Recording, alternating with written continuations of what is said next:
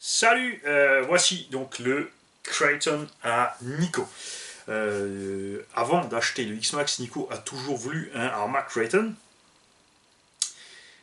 Et entre-temps, en fait, c'est assez marrant, une petite histoire à vous raconter. Vous vous souvenez tous de l'épave, un Hongnor X1 CRT que j'avais. C'est un engin que j'ai vendu il y a 7 ou 8 ans à quelqu'un. Il a été ensuite racheté, pour vous dire que c'est vraiment tout petit le monde, par Skywalker. Skywalker qui lui m'a demandé, il dit tiens, il y a un gars qui vend un X1 CRT, machin, tu connais. Et il me montre les photos, je dis mais c'est le mien. Et il me dit non, c'est une blague. Non, je te jure, c'est pas une blague. Alors le gars, il a dit, il a pas roulé, il a pas beaucoup utilisé, en super état.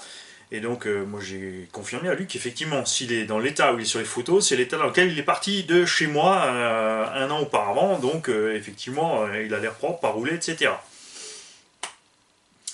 Le véhicule est arrivé chez Luc. Là, Luc a pété un câble, il a reçu une épave. En fait, la voiture complètement, châssis complètement rayé, dégueulasse, lipo gonflé. Moteur arrière, c'est un moteur T1 1350 kW qui coûtait la peau des fesses à l'époque. D'ailleurs, toujours encore. Et ce moteur, en fait, avait la cage arrière quasiment arrachée parce que les vis se sont désirées. Enfin, moteur foutu, mécanique dégueu. Luc est de formation tourneur fraiseur. Forcément, le gars, il a pété un câble.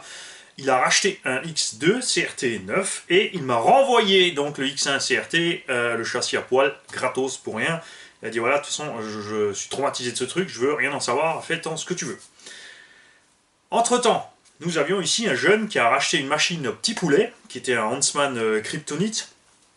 Et le petit jeune n'a pas eu de bol avec cette voiture, enfin c'était un peu trop violent pour lui, le 5S au départ pour commencer. Donc il y a quelques casses, les pièces commençaient à devenir rares. Petit poulet et moi, on s'est donc regardé, on a dit il faut qu'on trouve une solution pour ce gamin, on va pas le laisser avec son oca sur les bras et des emmerdes. Et j'avais donc chez moi ce X1 CRT qui traînait là. Alors j'ai dit au gamin, écoute, tu viens chez moi, on te monte ton électronique dans le Hongnor, parce que le Hongnor, on trouve les pièces, comme il y a eu entre temps le X2 CRT et le CRT Pro. Maintenant ils font un X3 CRT, qui est toujours sur la même base. Les pièces du Hongnor Next 8 étant toujours aussi les mêmes pièces. Tu prends ce châssis et tu seras tranquille. Là effectivement il s'est éclaté avec ce truggy. Il l'a ensuite revendu, puisque permis, études, etc. Autre chose à faire. Et c'est là qu'intervient Nico. C'est comme ça qu'on s'est rencontré avec Nico. Donc Bip Bip, pour vous le resituer dans la bande, Bip Bip a donc racheté ce X1 CRT, puisque le gars lui a dit ouais, ça vient de CRC Garage 68, s'il y a quelque chose, tu vas chez lui, il est là et là. Donc Nico me recontacte, il me dit écoute, effectivement, voilà, j'ai acheté ta bagnole, donc j'ai raconté la petite histoire du châssis, on a bien rigolé. Bon, après, il n'a pas eu de bol avec ce châssis, la lipo a lâché peu de temps après, parce que bon, elle était quand même déjà vieille entre temps. Hein. Le chargeur aussi a lâché, alors on ne sait pas si c'est le chargeur qui a fait lâcher la batterie ou l'inverse. Ensuite, c'est le vario qui a cramé, il était issu que le vario a cramé parce que le moteur a cramé. Le feu du vario a aussi flingué le récepteur. Et il s'est retrouvé donc avec un châssis à poil. On l'a donc remis en selle comme on pouvait avec ce qui traînait par-ci par-là. On a fait un petit deal sympa. On lui a remis sa bestiole en route puisque c'est pour ses gamins. Donc là, le petit Hongnor, vous le verrez de temps en temps encore sur quelques vidéos sur la piste ou dans la prairie pilotée par les Schtroumpfs à Bip Bip. Même en 3S, franchement, c'est pas triste. Ça envoie cette bestiole. Donc entre temps, moi j'ai pu faire un Creighton pour Nico. La carreau est pas récente, mais vous allez voir, tout le reste est bien récent. Hop, je t'approche, hop là. Alors on a un châssis quasi neuf de V2, des bras de suspension neufs, des fusées neuves, des bras de suspension supérieurs neufs, des tourelles neuves, des amortos neufs. Seul le train avant-arrière et le diff central sont d'occasion en fait sur cette machine. On a skid plate avant T-Bone Racing, on a la plaque arrière alu de protection, on a aussi l'avant, mais monter l'avant plus le T-Bone c'est trop. C'est dommage, alors qu'à l'arrière par contre c'est bien efficace pour économiser le châssis, c'est clair. Il a reçu un Quick Run 150, avec un Léopard 82 V2 2000 kW qui pour moi est beaucoup mieux adapté en fait à la transmission et au poids du Kraton. Si on a une couronne de 50, c'est sûr qu'entre Ruggy on a des couronnes, on descend jusqu'à 42, là on a les grosses roues, l'engin est globalement plus lourd. On est donc descendu sur... pas descendu sur le KV, par contre on a mis un moteur plus long pour avoir un peu plus de couple. On reste sur un pignon de 12, là, enfin là on a un pignon de 13, pour débuter en 4S ça sera parfait. Puisqu'il a le X-Max, il y a donc des lipo 4S, c'est pas la peine d'investir dans 36 000 lipo. Nous, on roule au EC5, donc on a mis un cordon EC5. Manque encore la radio, puisque Nico a la radio Traxxas, il en a récupéré une deuxième, donc on a mis des récepteurs Traxxas partout sur ses engins. Sa radio Traxxas avec son Bluetooth, qui d'ailleurs avec Sevan sont en train d'explorer donc toutes les fonctionnalités de la machine, les bridages, etc. Ils pourront donc nous l'expliquer tranquillement. Voilà. Il reçoit en plus de cette machine, avec apparemment les roues qui ont rendu tout le monde jaloux, et ce sont donc des roues de HP Savage Flux version chinoise. Le HP Savage Flux a été copié par les Chinois, c'est pas tout à fait la même mécane, mais presque, et elle est équipée de jantes justement, par contre, c'est une copie, mais je peux vous dire que les pneus c'est les mêmes. J'ai eu assez longtemps du Savage Flux pour vous dire que ce sont bien les mêmes gommes. Il me semble même que j'ai encore les vieilles gommes ici de mon tout premier Savage qui est parti traîne, voilà. Voilà. Mes vieilles gommes originales de mon HPI qui ont plus que 10 ans maintenant, alors 13 ans ces pauvres pneus. Par là, on est sur la même qualité, même la mousse à l'intérieur, même la réaction du pneu quand on le comprime est pareil. Même s'il y a une petite différence, ça va pas être bien méchant. Voilà. Et donc avec cette bécane, il va recevoir un jeu complet de triangle avant arrière, fusée et chape, pare-choc, triangle de direction, plaque d'Ackermann, cardan, amorto, diff central neuf au cas où, et des pièces de réparation pour les diffs au cas où. Tu devrais être tranquille, mon petit bip bip avec ça. La suspension sur un Truggy, l'erreur la plus courante que je vois des gens qui roulent en Truggy ou en Muggy, et dans ce cas-là, c'est enfin les mecs qui veulent faire un peu plus de tout-terrain, puisqu'ils prennent ça comme un MT, c'est en fait la hauteur de caisse. Donc erreur la plus fréquente est un tarage d'amortisseur trop grand, c'est-à-dire les ressorts tarés au max, ce qui fait que l'engin se tient debout sur ses pattes. C'est très mauvais puisque l'engin a une très mauvaise tenue de route, puisque à tort on explique en fait aux jeunes que ces bagues ici de réglage permettent de régler la hauteur de caisse. C'est pas tout à fait vrai en fait. En changeant la précontrainte des ressorts, on règle par effet secondaire la hauteur de caisse, mais on règle surtout une réaction de suspension différente. Et c'est là qu'intervient le plus gros problème de ce terme.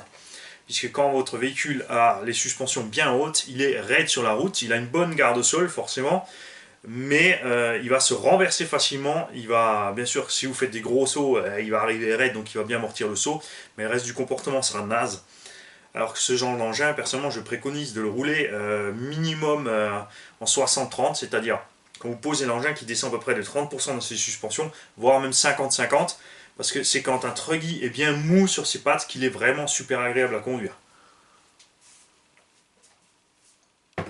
Je vous explique ça.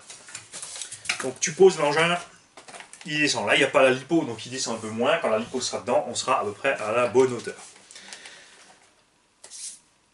Ensuite, donc quand ta suspension est bien molle, quand tu accélères, tu lèves le nez et le cul se tasse. Le fait que le nez soit en haut permet à la suspension avant, qu'on règle légèrement un peu plus dur que l'arrière, de bien encaisser les petits chocs, comme elle est détendue en fait. Et si quelque chose d'assez haut passe sous le châssis, ça va lever le châssis.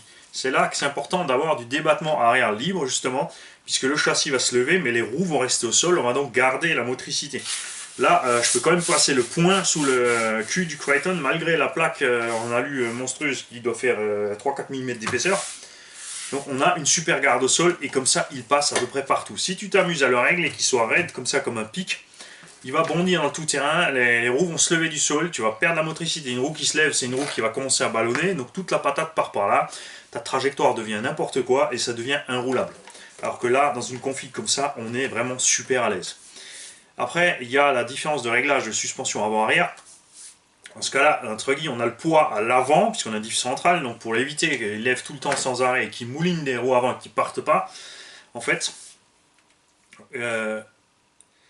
on règle les suspensions un peu différemment. Il est important que la suspension arrière puisse squatter, comme on dit, c'est-à-dire encaisser le couple pour permettre au véhicule en fait, de laisser ses roues par terre.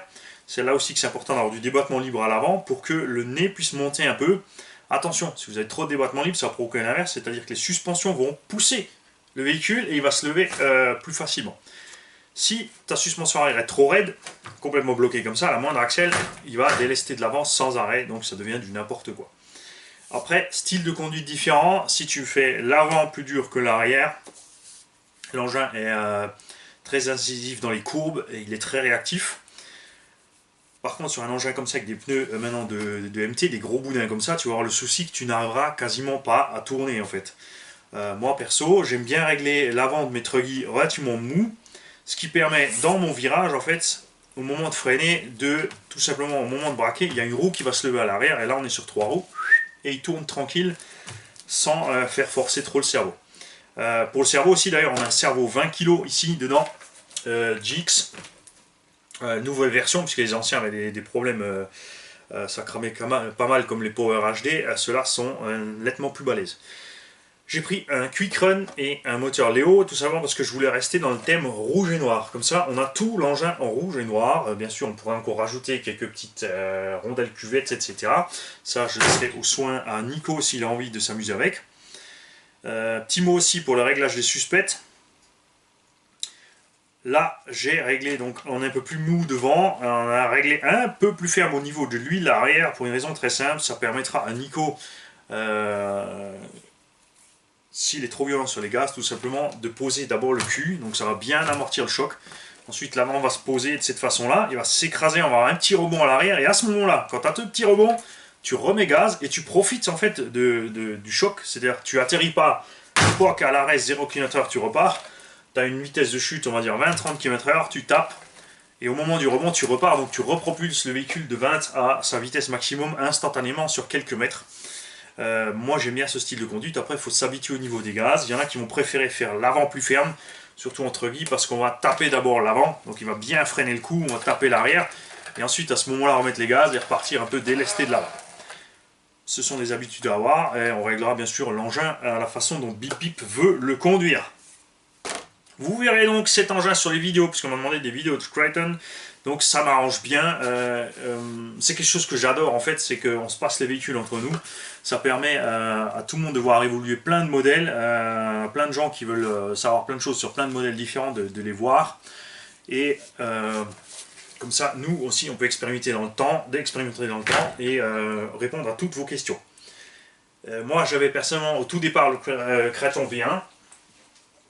Depuis j'en avais 2-3 que j'ai juste roulé un petit peu et ensuite ils sont repartis, mais voilà, j'adore ça, c'est ce que j'adore. Voilà, la suspension quand on le pose elle descend, il est hyper souple, c'est absolument géant.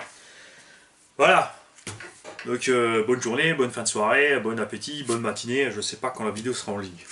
Et on compte sur toi Bip Bip pour nous faire plein de figures dingues et j'espère capturer par la caméra pour amuser tous nos spectateurs.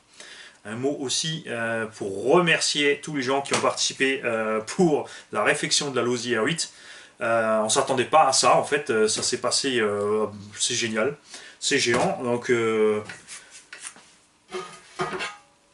on va la refaire, vous inquiétez pas, les pièces sont commandées, vous verrez donc bientôt nouveau cet engin sur la piste. J'en ai plusieurs qui sont proposés, qui maîtrisent l'aluminium, les presses, le travail dessus, etc. De faire le nécessaire. On a quelqu'un qui a proposé de le replier et on a quelqu'un qui peut carrément le refaire. Alors c'est quelque chose, je pense, qu'on va essayer. En fait, tout simplement, c'est une bonne occasion peut-être de voir ce qu'on peut faire au niveau des RC avec le savoir-faire des gens qui maîtrisent ce genre de sujet. Et pourquoi pas créer une fabrique de RC européenne intracommunautaire à RC Garage 68. On aura un gars qui fait les châssis, un gars qui fait les plastiques, un gars qui fait les moulages, un gars qui nous fait les carreaux incassables. Et on va se fendre la gueule. L'autre théorie que j'ai eue, c'est de plier un peu plus le châssis et d'utiliser le châssis comme carrosserie piste en fait. On le mettra par-dessus l'autre. En fait, on aura le châssis, on passera par-dessus le pont. Et on fera une carrosserie à comment ça s'appelait déjà l'agence Tourisque. Salut les gars, bonne journée.